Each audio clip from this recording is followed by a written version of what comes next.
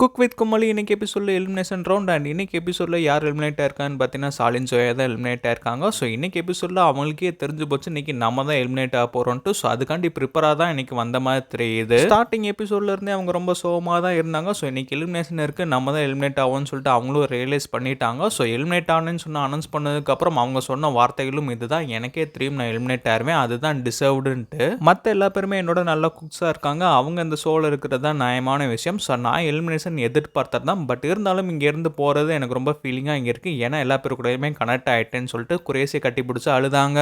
And Joya போகும்போது பிரியங்கா ஆறுதலான vote சொல்லி அனுப்புனாங்க. ஸோ அதுதான் அவங்க எக்ஸ்பர்ட்டே. ஸோ ஜோயாட்ட பிரியங்கா என்ன சொல்லியிருந்தாங்கன்னா, சூப்பர் சிங்கர் ஃபைனல்ஸில் அவங்க ஃபேஸ் காட்டினப்ப ஃபேன்ஸ் எல்லா பேருமே அவ்வளோ சந்தோஷப்பட்டாங்க. ஸோ அந்த லெவலுக்கு நீ ரீச் ஆயிடுச்சு, ஆடியன்ஸ் எல்லா பேத்துக்குமே உனக்கு பிடிச்சிருக்கு, கொஞ்ச நாள் மட்டும்தான் இந்த ஷோ விட்டு நீ வெளியில் ஏற அண்ட் கூடிய சீக்கிரமே ஒயில்ட் கார்டில் உள்ளே வந்துடுவோம். ஸோ ஹாப்பியாக போயிட்டுவான்னு பார்த்தீங்கன்னா பிரியங்கா ஆறுதலாக சொல்லி அனுப்பிச்சாங்க. ஸோ அந்த வார்த்தைகளுக்கு சாலின் ஜோயாவுக்கு கொஞ்சம் ஆறுதலாக இருந்திருக்கும்.